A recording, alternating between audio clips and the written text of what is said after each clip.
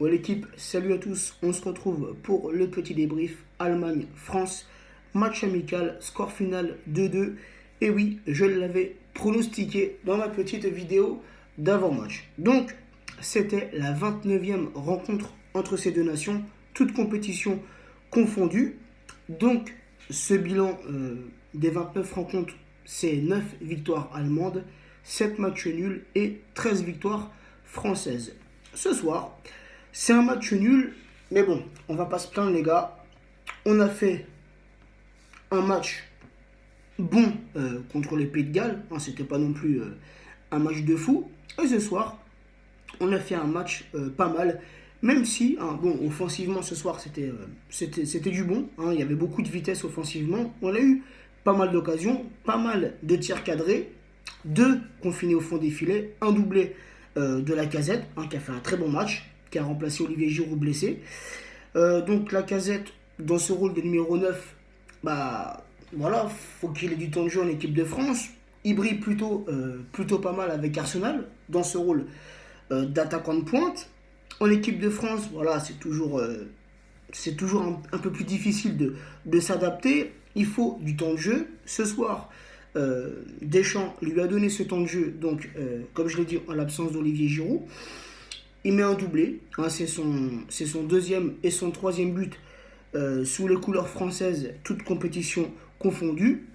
Donc satisfait ce soir du match d'Alexandre Lacazette. Un joueur, il y a plusieurs joueurs en équipe de France que j'ai trouvé en forme ce soir, mais Martial. Voilà, Martial, hein, qui a fait 90 minutes, mais extraordinaire. Voilà, Martial, qui nous apporte de la vitesse, de la technicité, de la percussion, hein, offensivement, Martial, même si, en fin de match, il aurait mis ce troisième but français, peut-être que cela aurait changé la donne du match.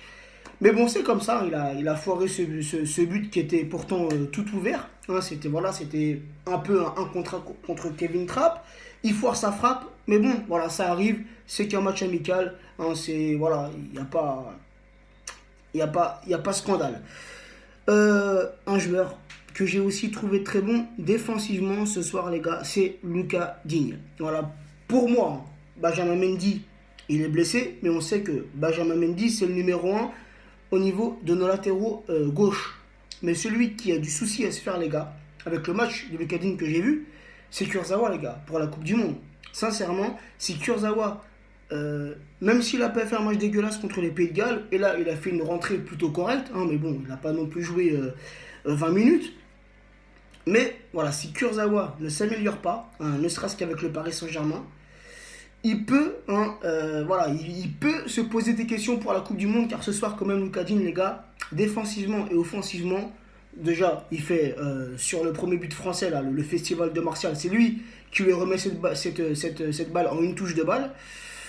Donc voilà, moi j'ai trouvé un Lucas Digne ce soir vraiment en forme. Et il me semble qu'il est sorti car il était un petit peu blessé.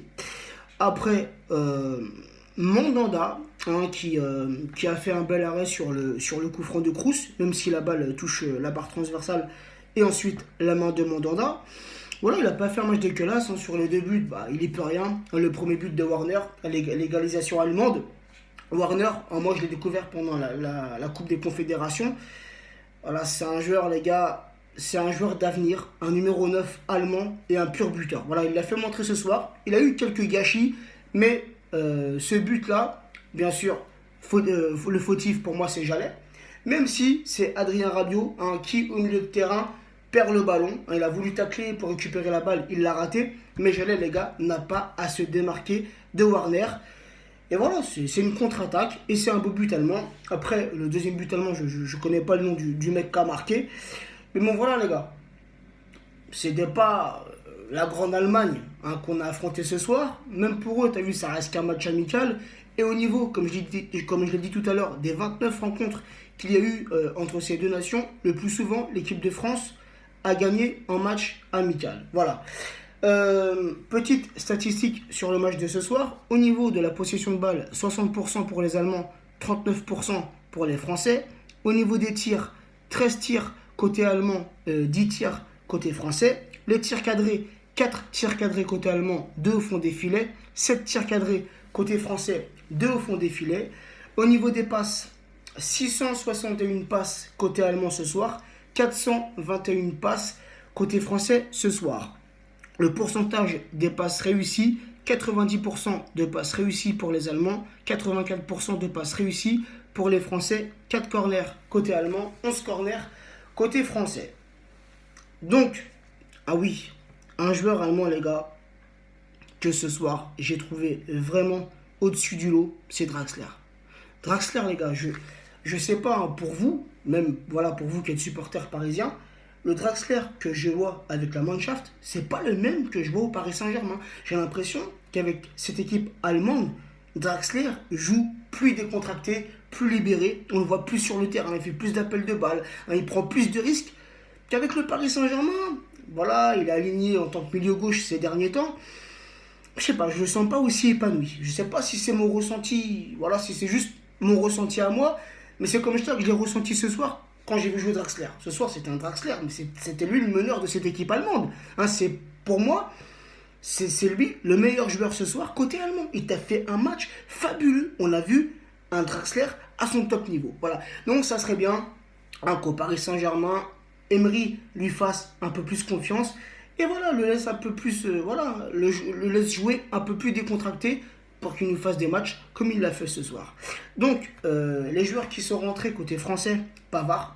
À Pavard, franchement, les gars, si pour la Coupe du Monde, Deschamps nous convoque un Sidibé et un Pavard, bah, les gars, je suis content parce que j'allais, autant contre les Pays de Galles, voilà, j'avais fait un match correct, mais ce soir, les gars, à la ramasse. Hein, au niveau de la vitesse, en plus, c'était Draxler. J'allais, les gars, ce soir, il s'est fait manger. Et comme je l'ai dit, le premier but, j'allais, n'y est pas pour rien. Donc, un Pavard qui a fait une rentrée plutôt correcte, un beau centre, hein, qui a failli être pris par, je pense que c'était Lacazette. Et voilà, une entrée de Pavard, pour moi, satisfaisante. Après, Nzonzi qui est rentré, hein, on a vu Rabiot qui est redescendu milieu gauche, Nzonzi qui a pris cette place de sentinelle, voilà, plutôt pas mal, un Griezmann qui est rentré, et comme je l'ai dit tout à l'heure, Levin Kurzawa qui est rentré à la place de Lucadine. Donc, un petit bilan l'équipe sur ces deux matchs, hein, le match contre le Pays de Galles et le match contre l'Allemagne. Une victoire, un match nul. Voilà, pour cette préparation à la Coupe du Monde, c'est pas mal. Hein, même si on aurait pu faire mieux sur les deux matchs, évidemment. Et voilà les gars, ces deux matchs-là, aucun de perdu. Voilà, on a mis 4 buts et on s'est fait encaisser seulement 2 buts. Donc, un bilan plutôt positif pour cette équipe de France. Mais encore une fois, c'est des matchs amicaux et en Coupe du Monde, les gars, ça serait beaucoup plus dur. Et là, il faudra vraiment élever le niveau. Et la dernière chose que j'aimerais dire, vous le savez de toute façon, mon cas sur Benzema, on est beaucoup à avoir vu le reportage sur Karim Benzema qui est passé il y a quelques jours sur Canal+. Alors voilà, Didier Deschamps, il nous faut un pur numéro 9, il nous faut un vrai buteur. Voilà, quelqu'un qui à tout moment peut changer le cours du match, quelqu'un qui peut apporter un danger offensif. Et pour moi, le joueur complémentaire qui manque à cette équipe de France, les gars, le vrai numéro 9, c'est Karim Benzema. Voilà, vous savez que je ne suis pas pro Giroud. Je ne souhaite pas non plus que Giroud se blesse. Je ne suis pas comme ça, je n'ai pas cette mentalité-là. Même si Giroud, je le reconnais, a des qualités. Il marque quand même avec l'équipe de France. Il a un très bon jeu de tête. Mais voilà, moi, Giroud, c'est pas... Son style de jeu, je l'aime pas. Voilà, son style de jeu, j'adhère pas. Encore une fois, moi, quand je parle, les gars, c'est football. Hein, les deux, là, Giroud, Benzema, je les connais pas dans la vie de tous les jours et je m'en fiche. Hein, moi, ce que je vois, les gars, c'est sur le rectangle vert. Et pour moi, Benzema est plus complémentaire qu'Olivier Giroud. Donc voilà, ça serait bien que Deschamps change un petit peu sa mentalité. Voilà, pour le bien de l'équipe de France, pour le bien de nos supporters. Voilà, avoir un grand numéro 9 en équipe de France. Voilà l'équipe. Sur ce, je vous souhaite une bonne fin de soirée et on se retrouvera d'ici 2 jours pour l'avant-match concernant le Paris Saint-Germain. Allez, ciao l'équipe.